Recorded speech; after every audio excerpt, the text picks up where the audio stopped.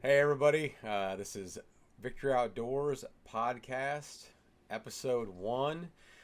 So we're kicking this thing off. This is all kind of new to us. We're not new to podcasts by any means, but we're new to doing one that is our own podcast.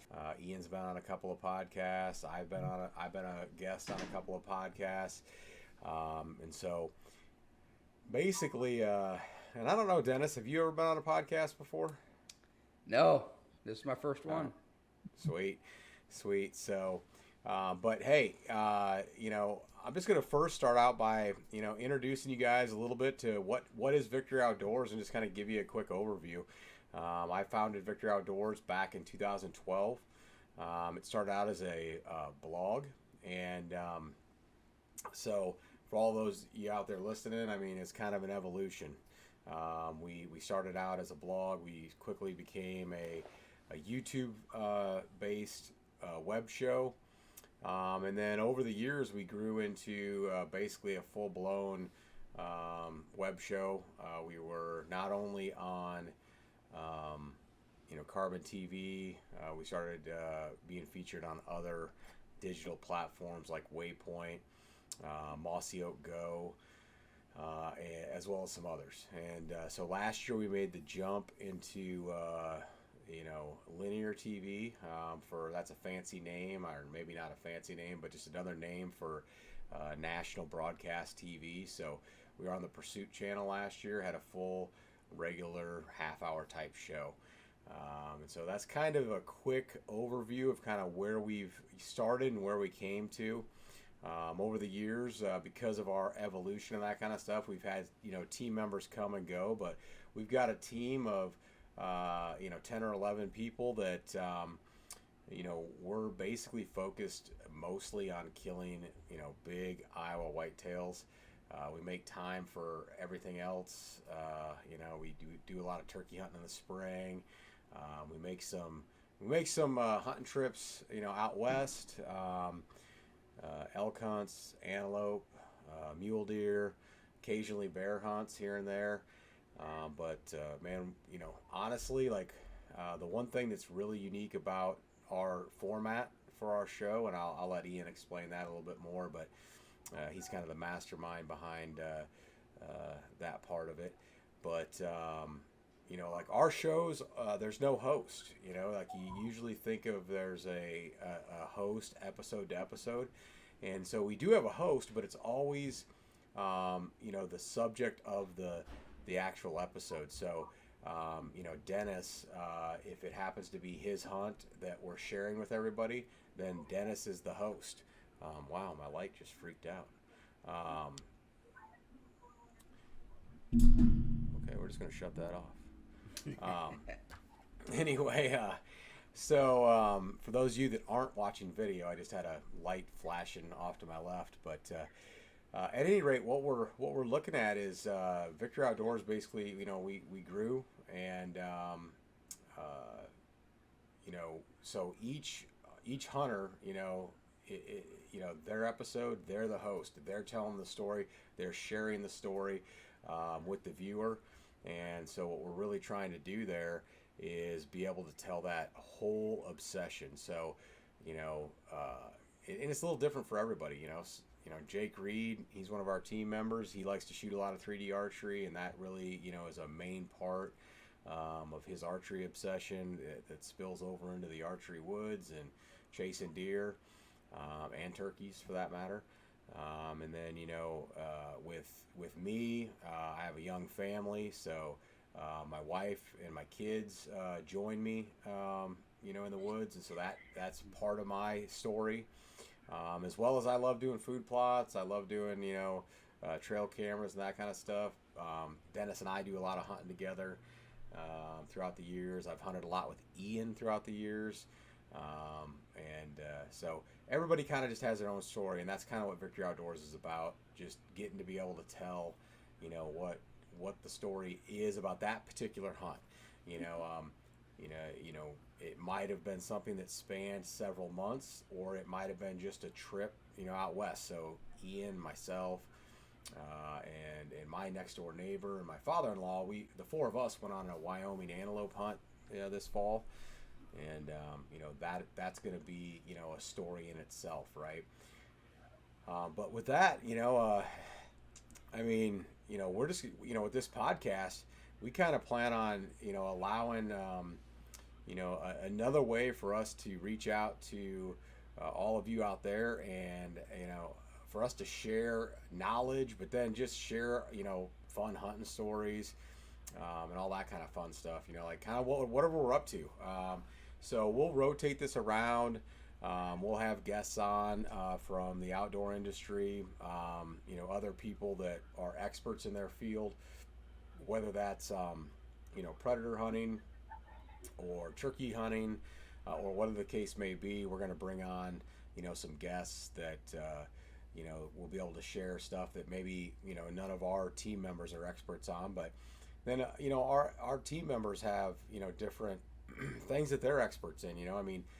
Ian's got a lot of things that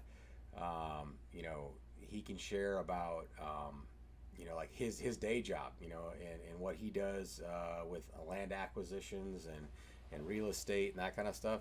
He might be able to share in a podcast episode the do's and don'ts when it comes to dipping your toe into land ownership, and even if you're just getting started and looking, so that's something that Ian might bring to the table.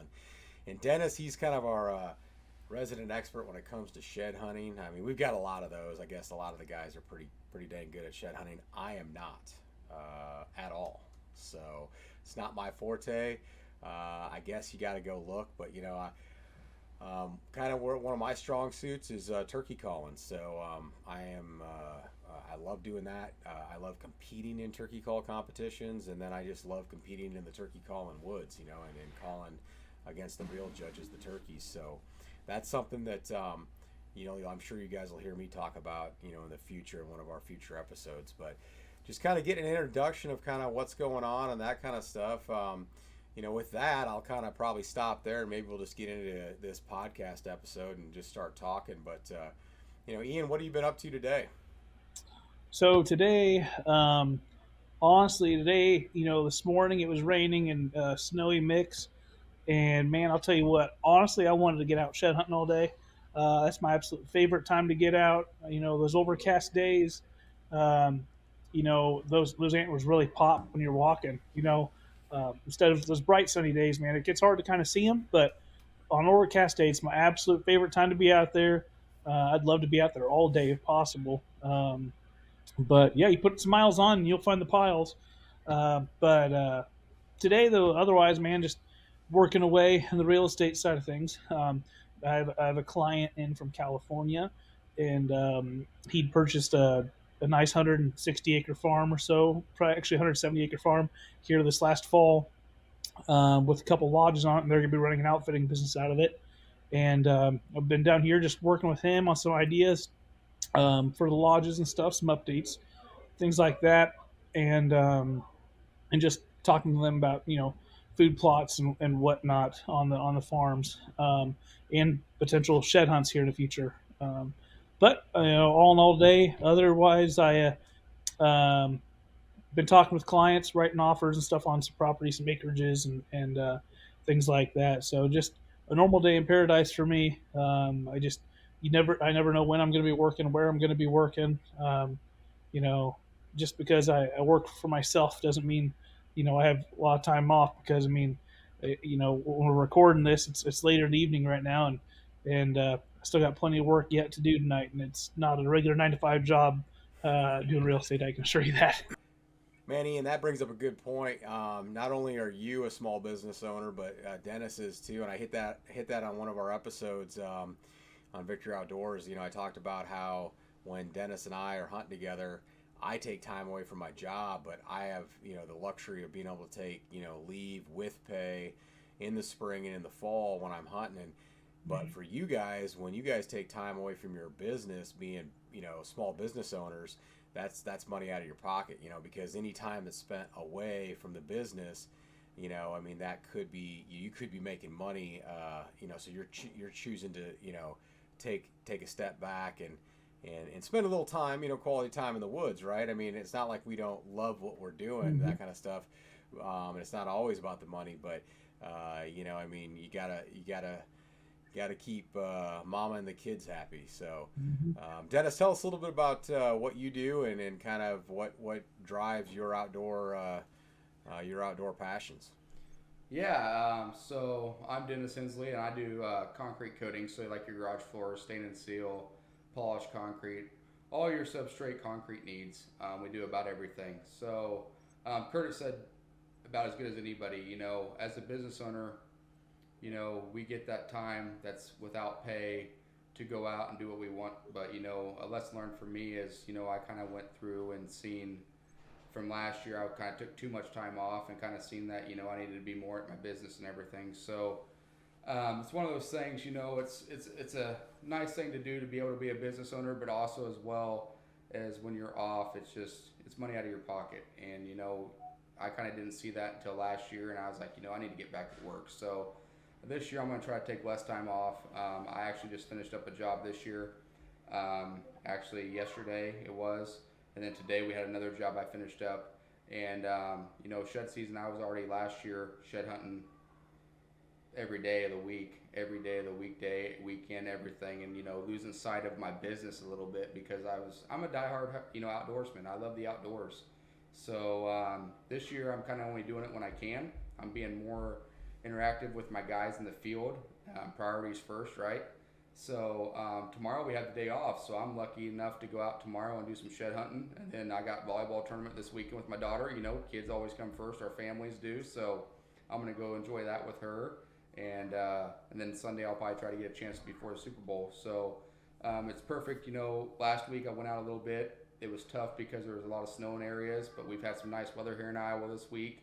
Was a little scared when I woke up this morning and seen the flurries, but it looked like everything melted and dissipated before it even hit the ground. So I'm excited because I can hit some areas I didn't be able to hit last week that were covered in snow. So I'm pretty excited to go in and hit kind of the majority as the timbers. That was a tough thing last week. So I'm going to go out tomorrow and hit some timber, and hopefully I can find some of these new hit list, new bucks that's moved in the area for 2023 coming season. And, a lot of people don't understand, but us outdoorsmen that take it to the next extent, which is us three and part of the team on Victory Outdoors, all of us are pretty serious about this. And, it's a full-time job itself if you really look at it, because we start, early spring, late winter preparation by shed hunting and seeing what upcoming bucks are going to be here for 2023, that upcoming season, and then also we go straight into turkey season. Once turkey season's done, we're all busy out there putting our reveals and, getting that food plot set ready for the spring and stuff. And then it even goes into fall when it comes to tree stands and more reveals, and then also, fall plots, and then it's straight into hunting. So there's not a lot of time off, especially for us three dads here. So, it takes a lot of preparation to be successful, and it's one of those things, you got to take time away from the kids, and we're all fortunate that we have wonderful wives to give us the opportunity to do that. And, some of our wives are even involved in the outdoors as well with us. So it's just, it's one of those things that, like I said, we just, it's an ongoing process for us. Yeah, it's been pretty amazing on how Victory Outdoors has continued to just kind of grow and evolve over time, and this podcast in itself is kind of going to be, kind of an evolution.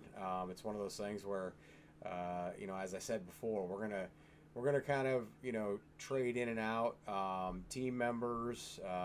Like the nice thing about it is if I can't make it, one night, if I have a commitment, family commitment, work commitment, whatever the case may be, then,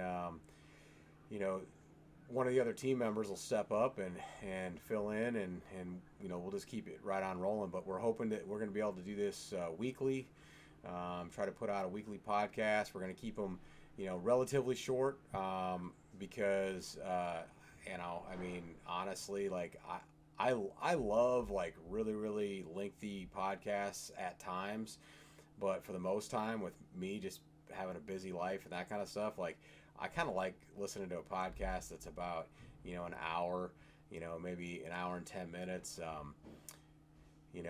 too much longer than that. And then it's like, I just got too much other stuff to do. So yeah. I just don't have enough time to just devote to that. So kind of, thinking along those lines and just the busy lifestyle that everybody has these days. We look at our episodes, and our episodes are kind of, geared that way too. I talked about the fact that we have our full length half-hour shows, but we also are, what we were born and bred on, is the shows that went from, uh, started out at 8 minutes to 10 minutes to 15 minutes and that kind of stuff. So that's kind of where things are evolving to, and that attention span of everybody on social media just gets shorter and shorter and shorter. So we're excited, and I'm definitely hoping that I'm going to get out. Dennis mentioned, like, before the Super Bowl, I'm going to try to do the same thing. I'm going to try to hopefully get out that morning before, probably take the kids and the wife with, and see if the four of us can't get out and find some sheds. So Natalie's going to be at her dad's until the afternoon, so that's my stepdaughter. And so the two younger kids, Alex and Bristol, we're going to strap them on our back and just do a little walking and see if we can't find a few sheds. And I will tell you this, I'll be the first to admit, I kind of mentioned earlier that I'm not the greatest at shed hunting, but my wife is actually better than I am at shed hunting. And my stepdaughter, Natalie, I mean, they've both, I don't know what it is. Maybe it's just that they're shorter. I'll probably get in trouble for saying that, but closer to the ground, they can see them better. I don't know. I'm over 6 foot tall, so I guess that'll be my excuse. I'll just say that that I'm further away from them. But no, I mean, it's a way to spend time in the outdoors. It is going to be kind of nice this weekend, and when I say kind of nice for you folks that are in the southern U.S., that means like 40 degrees in Iowa is kind of nice for this time of year. It's February. It could easily be, in the negatives, and definitely below freezing is pretty common in February. But yeah, for the last week or so, it's been 40, 50 degrees. So I'm sure some guys have been getting out, getting in the woods, looking for sheds. But yeah, we're going to do a little bit of searching on the main lease that Carrie and I hunt. Dennis has hunted that as well with us, and then I think hopefully, if with any kind of luck, we'll find some. But kind of along those lines, this time of the year, it's actually getting close to that Deer Classic, man. And the Deer Classic is the first week in March every year here in Des Moines, Iowa. And so the Iowa Deer Classic is literally one of the largest consumer deer shows in the entire United States. So in 3 days, they will put over 25,000 people through that show, and that's even in a bad year. In a good year, they'll approach 30,000 people. So, we've had a booth there for the last several years. I think about 4 years or so running, we've had a booth there. I've been involved with the Deer Classic, doing seminars, running a turkey calling contest on Sunday for them for over 10 years. And just over the last 4 years, for Victory Outdoors, we've had a booth there. And we're on the main floor in the 300 aisle. We're going to have a brand new booth. It's just absolutely beautiful. Dennis has been kind of, making a few changes to the booth and tweaking it. And, Keaton made an amazing booth bar for us last year, which is in front of the booth, and then he added 2 pedestal mounts to the sides, and so we're going to have some fantastic deer there. So one of the really unique things about our booth that we have each year, for the last 4 years, we have deer mounts that are in our booth, and every year those deer mounts are harvests from the previous year, and so they're deer that you're going to see on our upcoming episodes. And I think that's kind of unique. It's something that we can sit there and we can say, hey, these are some of the biggest deer that we killed this last fall. And we'll probably have, what do we decide, about 6 deer in the booth 6. this year? Yeah. So Dennis has got a big one that he's going to have on one of the pedestal mounts. What do you nickname that deer? Powerball. So Yeah. kind of the story behind that, I nicknamed him Powerball because he's the first time I've ever had a trail cam pick of a drop tine buck. Then also, to me that's like hitting the lottery. So there's an awesome end of the story, and I can't wait for you guys all to check it out online or the Deer Classic. It's a pretty cool buck. Yeah, it's an amazing deer. It was fun to watch that deer. It was kind of funny. After Dennis shot him, he and I were hunting together, and we were looking at our trail cam photos. Pulled up the Reveal app. We're kind of scrolling through it, and he's like, and Powerball was so regular on that farm. We would get him every couple of days on a camera somewhere on the farm. It's probably why we killed him, but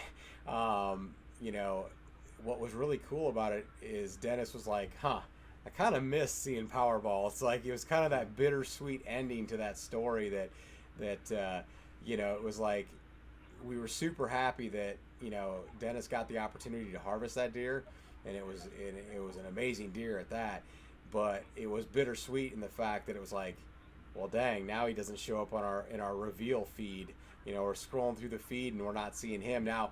There were some other great deer, don't get me wrong, on that farm, and Dennis will tell that story when the time's right. But it was pretty awesome. And then we'll have Zach Geeth on.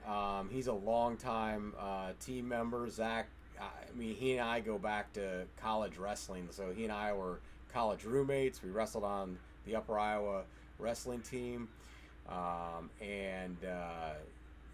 I've known him for a long time, but he's been an original team member since the beginning.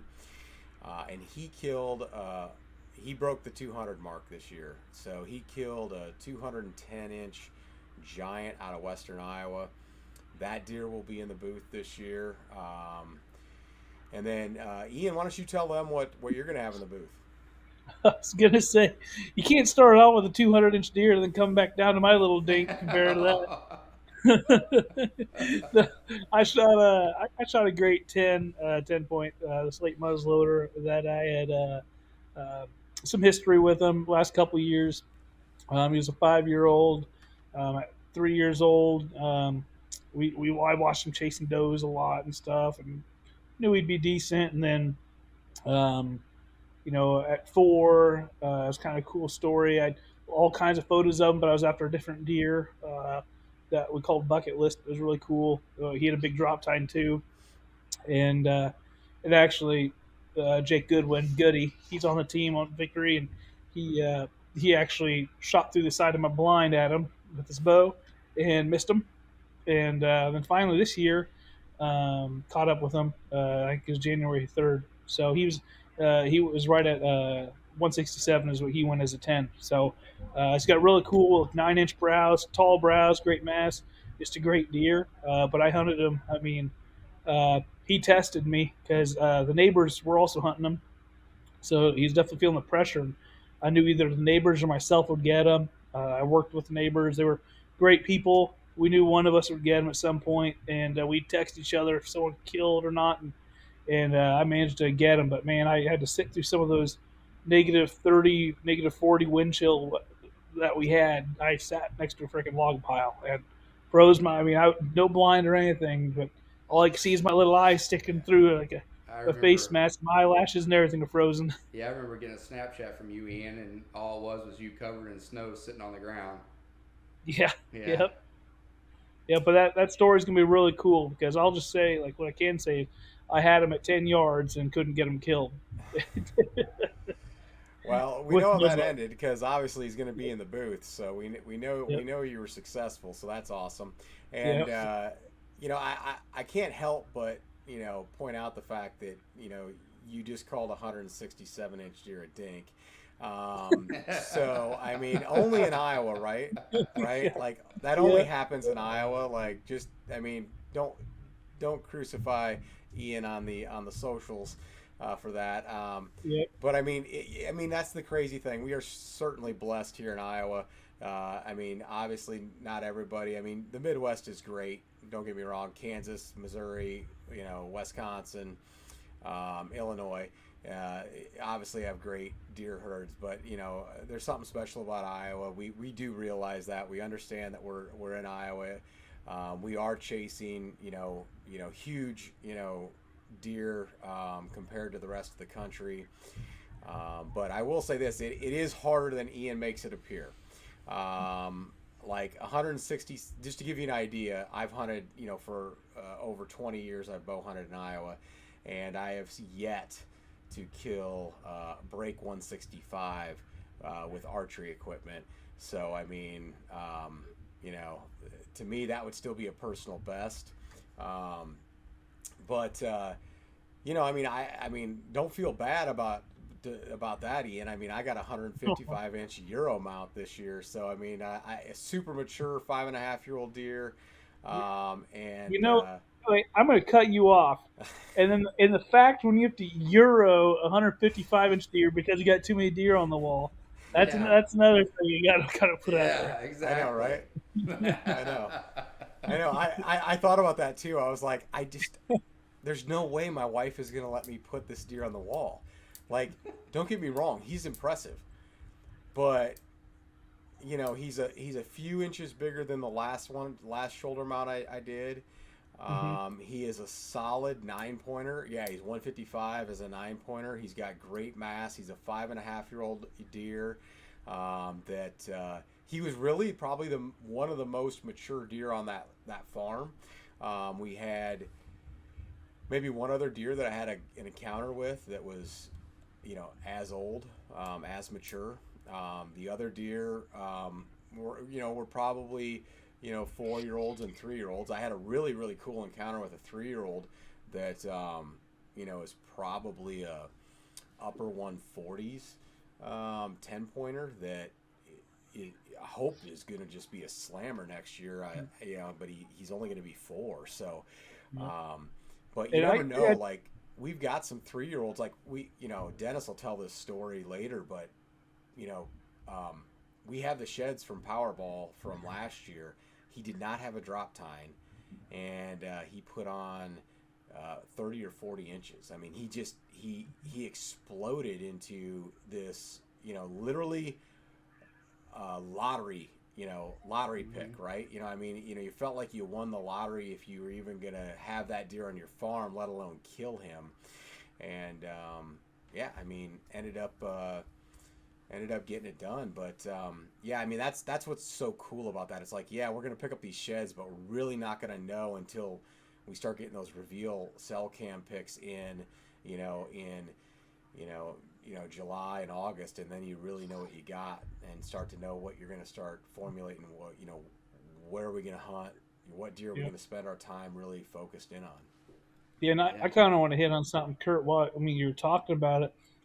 When it comes to age structure for these deer, I know we've talked about it before on some of their episodes and stuff, but most of the farms we're hunting are permission-based farms.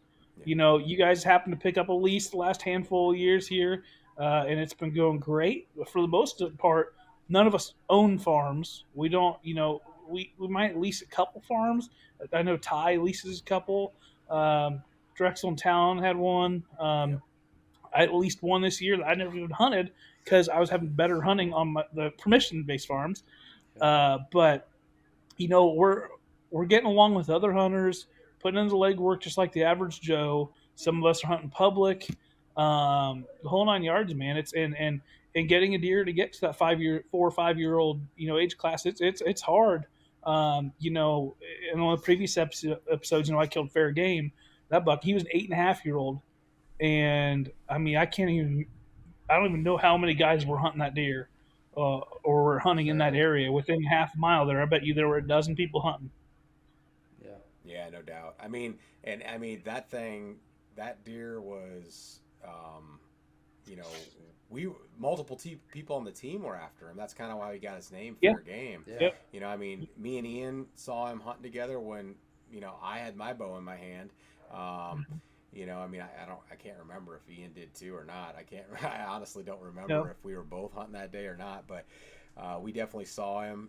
Goody missed him with the rifle. you know, I feel bad. Like I feel like we're always talking about how good he's missing deer, and then you go in and kill him. Yep. Yep. Sorry, Getty. North Sorry, goes. buddy. Yeah. He's a good hunter in his He own is. right. He Yeah. had an awesome Yeah. a hunt this year. I think Oh. he'll probably have one of his bucks there at the Deer Classic in our booth. You know, another deer that should or another animal I should say that'll be there. It'll be something different that we never had before. But I mentioned earlier that Ian and I went on a antelope hunt to Wyoming, and Ian definitely killed the biggest antelope, and so he's got a shoulder mount of that, and gonna have that ready for the Classic as well. So we'll have something a little different there. But yeah, mostly what we do is we focus on big Iowa whitetails, but you know, occasionally we jump out west and do something different. I'm actually gonna go on my first ever you know, backwoods elk hunt. So I'm gonna, you know, backpack in, stay out, you know, for a couple of days and hunt. I'm gonna take my father-in-law with me. You know, I kind of set out on this quest back last August to get myself in shape so that I can go into this hunt in the best shape of my life. And so that's, you know, over a year in the making already. And so hopefully this fall, I mean, success to me is just having a quality time out there and spending, you know, some good time learning about elk hunting. And you know, I'm going to take any legal animal I can. So if that means I end up shooting a cow, I am, because I want that experience of killing an animal with my bow and then packing it out of the mountains. You know, I feel like, you know, I mean, we got to live in the moment, but I feel like I have the rest of my life to kill, you know, that mature bull. But I really want to make sure that, you know, that I get that opportunity to pack an animal out. So if I get an opportunity to cow, I'll probably take that, and you know, get that checked off my list, and then I'll move on to, you know, kind of stair-stepping those goals, and start building on those goals, and you know, that kind of stuff. And it'll be my first, you know, out west hunt with archery equipment, and when I mean out west, I mean further west than Nebraska. I did go out and chase antelope with my bow out in Nebraska, but this will be you know, Colorado and chasing elk in the mountains. So I'm excited for that. I'm sure I'll talk about that more over the next, you know, 8 months, you know, as we kind of approach that. But you know, maybe I'll share some of that, kind of my preparations for that. But I mean, man, I'm a huge proponent of being prepared. And not just elk hunting, you know, it's everything. It's everyday life type of thing. And you know, I was more prepared this deer season than I ever have been before. You know, on all levels. I mean, just, you know, whether it was being in shape, whether it was you know, having the food plots, and Dennis, I leaned on him a lot for that. But we got out and put in the work and got the tree stands hung, and you know, I mean, it was a lot of days working, you know, to get prepared. And then I shot my bow more than I ever have. Well, I shouldn't say more than I ever have. I shot my bow daily for probably 40 days leading up to the Iowa Bow Opener, and then I continued to shoot it daily. And so it's not that I hadn't done that in the past, but I hadn't done it in the recent past. So I had kind of gotten away from shooting my bow daily, and so I just got into that habit. And so I started setting these habitual things. You know, it started out with working out, and then I was getting up at 4:30 in the morning working out every day, and then I was shooting my bow, and then I was reading my Bible. And so I just started doing those things, and at first I had motivation to do it, but then it ultimately became discipline. It ultimately, if you're going to continue to do something, it's easy to get motivated and do it for a week, but it's harder to stay disciplined and do it, you know, perpetually. Just continue to do it. And you know what? If you get on a streak and you're like, yeah, I've done it for 45 days, and then for whatever reason you miss a day, start that streak over. It's like a lot of people, they miss a day and I broke the streak, and then they don't do it the next day, and then they don't do it the next day, and then they can never get started again.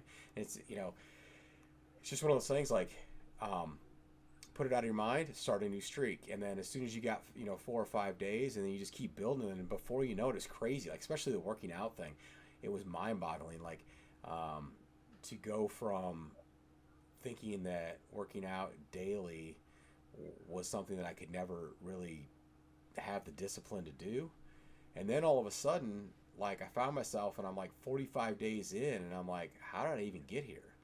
Like, but inevitably there was times where it's like, I'd miss a day here or there for whatever reason, whether it was work. I couldn't, I had to be to work early, and so that derailed it. So I couldn't maybe get my workout in, or maybe it was family obligations, or maybe it was simply hunting trips. It got harder as I got into November.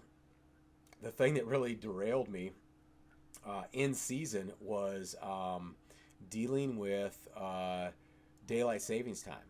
So I could actually get my workouts in before I hunted. I would wake up still at 4:30, be able to get my workout in like I always had before work, and then I'd still be able to go bow hunting in the morning. But then as soon as daylight savings time hit and I was getting up an entire hour earlier to go hunt, I had to be out the door an hour earlier to get to the tree stand on time.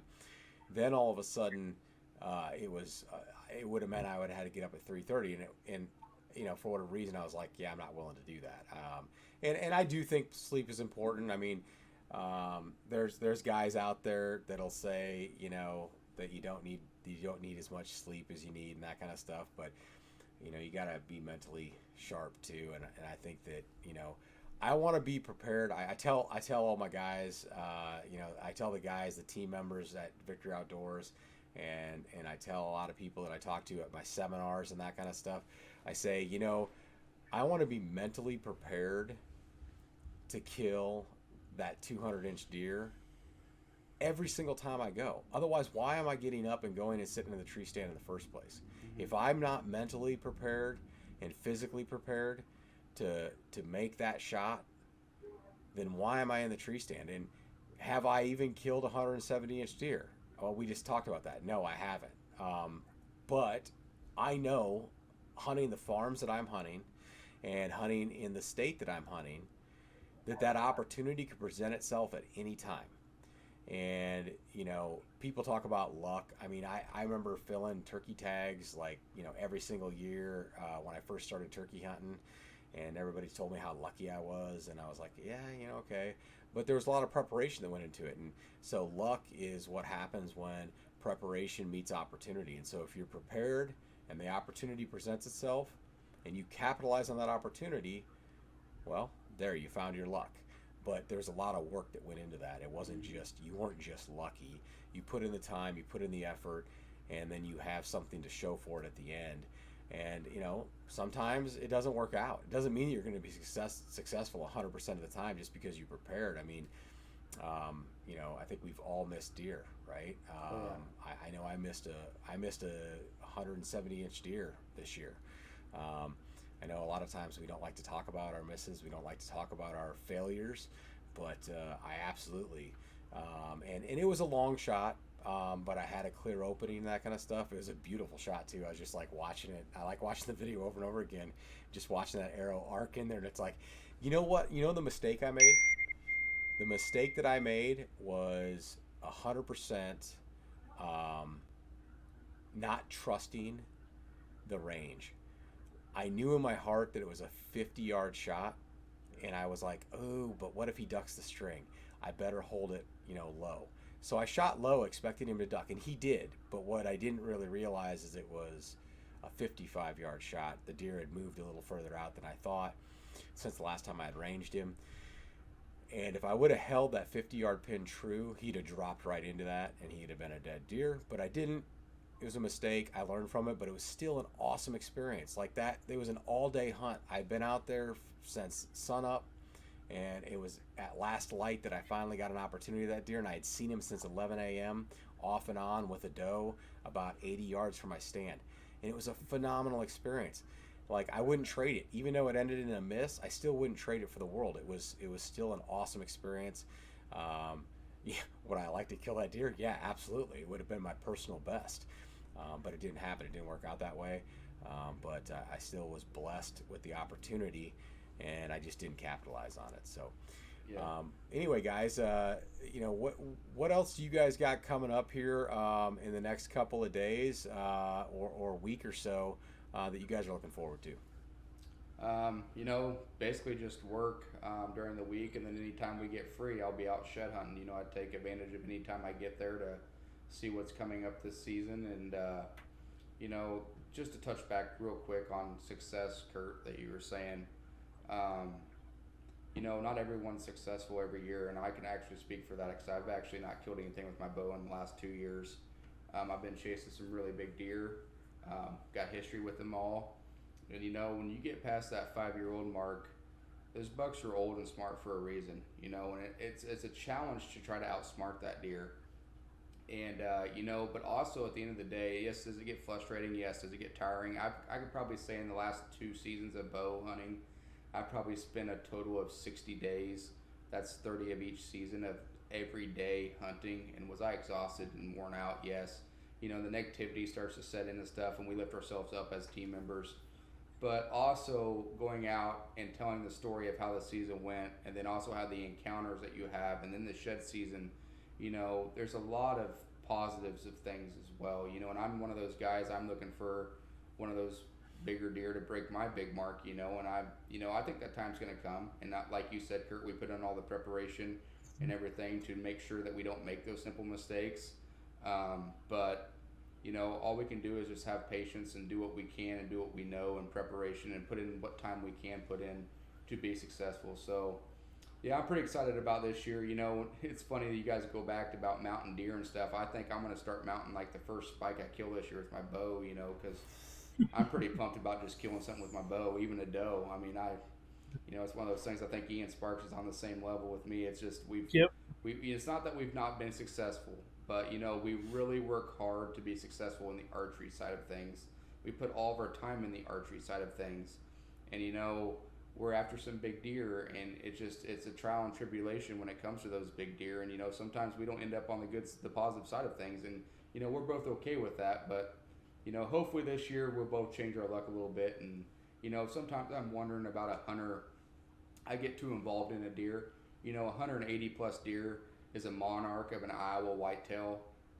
It's a huge deer. And sometimes I let these 160s that are really good deer, 170s go by, which is a true trophy in anybody's eye, even my own eye.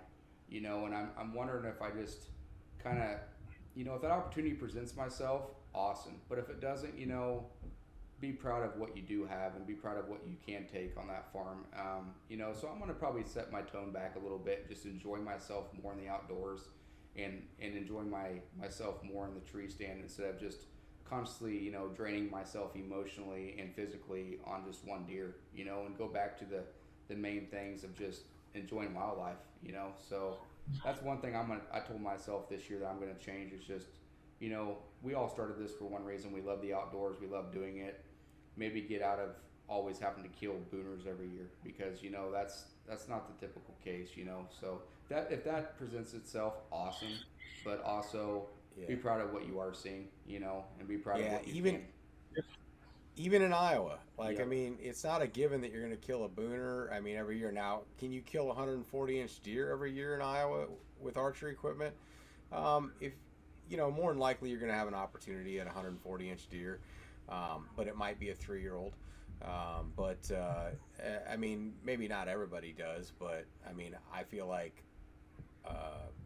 going back as far as I can remember, I had at least, some good encounters with deer in that caliber of range. But I mean, Iowa's definitely, the land of giants for a reason. Yep. Ian, what do you got to add on that? Yeah, I mean, I was going to say, first of all, I am in the same boat as Dennis. I'm on a 2 or 3 year dry spell with my bow as well right now. Not saying I haven't had encounters of great deer as well, but something I take pride in is a lot of the farms I hunt where I kill my big deer are really small tracts, and I spent the last 2 seasons really focusing on a 5-acre piece and even though it's 5 acres, I'm chasing 180, 190 inch deer on it. And I had some encounters, 5 encounters with him this year, and couldn't get it done. And you would think encountering a deer that big, that many times, I'd get it done. But with a bow and only 5 acres to work with, uh, I'm still putting the puzzle pieces together, and hopefully that story's not over yet. Hopefully he's still alive, but he always disappears gun season. But I'm hoping, to really utilize the ground the best I can to make, once again, preparation, to make an opportunity to make, create success here. But I also want to bring up the point that, yes, Dennis, all of us, we love shooting a big deer no matter what. But the one thing I want people to know is we go out and we definitely lay down some does every year. I just went tonight and picked up some snack sticks myself, and we live off of ground deer. My wife, believe it or not, she does not prefer ground beef. Like she doesn't. We bought a quarter beef this last year, and we haven't eaten hardly any of the beef, so we donated it to a family friend of ours. And then deer though, we just absolutely all of our tacos, everything we make is deer meat. And this year, we literally just put an entire deer into stew meat. Even the back straps on some of them sounds stupid, but just because we eat so much of it, yeah, man, that's one thing I want people to know. We manage our properties not just for big deer, but just the health of the herd and stuff, helping keep the population in check and whatnot. And I don't know about you guys, but there's still some farmers out there that I hunt on. They're like kill them all, because they're doing a number on some of this crop fields. Sure. That's one thing I really focused on this year was actually doe numbers. That's something I never really focused on just because I was always after a big buck, and I was always the type of guy that I didn't want to stink up anything when I'm after that deer. And this year I just, towards the end of the season, I just said, hey, I'm going to forget about the bucks and I'm going to go do some numbers because my doe and buck ratio was just way off, and we could tell by the numbers on the reveals and stuff of the camera photos we were getting. So, no, that's a good point, Ian, of, going out, taking some does out, getting some snacks and stuff like that. I've also got a lot of freezer. I got a freezer full of a bunch of snack sticks and salami and all that stuff, and I'm really enjoying it right now. So, no, that's one rewarding thing that I did do this year. Yeah, absolutely. I mean, for a long time, my family's absolutely been raised on deer meat. I mean, and we don't same thing as you, Ian. We don't have any hamburger. It's all deer burger. Our favorite mix is it's 90% deer, 10% beef tallow, and so that gives really good flavor to the deer. Deer, basically, when it's like that, the only way you can tell is it's a little drier. So that's kind of the way that works. Yeah. It's a lot less lean and stuff too, which is awesome. Yeah, and so you can actually, we make chili with it. We had deer roast tonight. It was potatoes, carrots. I know, and it was good, man. Cooked it for 12 hours, man. I started it this morning, left for work, and then you're making me hungry. Yeah, it was perfect. I got a 6-pack of Michelob Ultra Light in me and no food right now. I'm pretty hungry. Yeah, I bet. We see I don't know, but so you're saying you do 90-10. We do look at my wife's family. Actually, we do 50-50 with pork butts. Yeah, so we mix, So I mean, it's a great mixture. I mean, like I said, we use it for absolutely everything, even our own deer burgers, chili, like you said, tacos, the whole 9 yards. So we'll do the same thing from the standpoint of we'll take ground pork and mix that 50-50 with that deer 10% beef tallow in it, especially when we want to make burgers on the grill, because if you make a burger with that 90-10, it'll just fall apart. It'll just crumble and fall apart because there's not enough fat to hold that together. And so I'll mix it with that pork, hold it together, and it ends up being awesome. Yep. But Yeah. yeah, Do you, do well, you ever do? Have you done like kebabs and stuff like that before?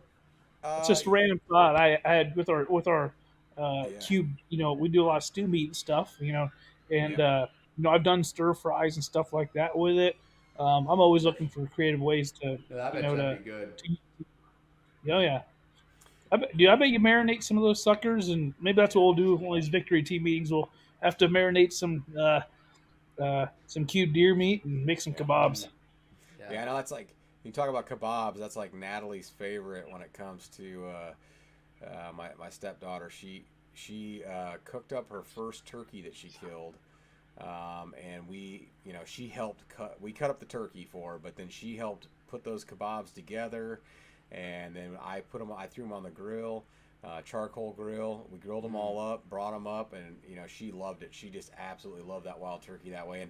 And honestly, the cool thing about it is wild turkey. A lot of times people talk about it being too dry and that it's not like the butterball you buy at the store and all that kind of stuff. But man, made it. Cooking it that way and having it on kebabs was absolutely amazing. But yeah, we definitely are those outdoorsmen that like to eat what we're killing out there. And yeah, I mean, we're feeding our families with it. That's absolutely the truth. Well, guys, we're coming up close to an hour, maybe not quite an hour, but not bad for episode 1 of the podcast. We're just touching off the tip of the iceberg here. We're gonna continue to dive into things. We'll hopefully get some of our sponsors on, maybe break some news on some of their new products coming out and that kind of stuff. But man, we're excited. We work with a lot of great companies. That they support what we do. They make it possible, to be quite honest. We couldn't do it without them. And so we are certainly excited to be off and running in 2023 with this podcast, and just gonna hope that you guys come back and check in with us. And hopefully follow this podcast. Hopefully you guys find it not only entertaining but educational as well. Because really, I mean, Victory Outdoors was founded on that. Like, we want to be able to share our stories, but we want to do it in a way that helps people learn from it. And here's the thing: we learn every day. Like, I learn new stuff about turkey hunting, about turkey calling, and some people, I do seminars on it, but I'm not above learning something from somebody who's in my seminar audience. Like, they might teach me something. And you know what that means? It means I might be more successful. So like I'm never, I made it a point when I got into this to never be so proud that we could never learn. But by saying that, we also want to be there to teach the next generation, whether that's our kids or whether it's somebody else's kids or whether it's, an adult that we just happen to know, a neighbor or something like that. I took my dad on his first ever hunt. My dad wasn't into hunting. I took him out hunting, which was cool. I mean, my grandfathers took me hunting, but I was able to take my dad and have that first experience with him to get him his first turkey. So, I mean, it's all about introducing new hunters, no matter what the age is. And that's what we're trying to do here at Victory Outdoors, is bring our stories in a format, whether it's video or whether it's a podcast. And that's to bring it to you guys so that you can get both a little entertainment as well as maybe a little education. And we're going to be learning right there along with you. So with that, thanks for joining us today, and we will talk to you soon.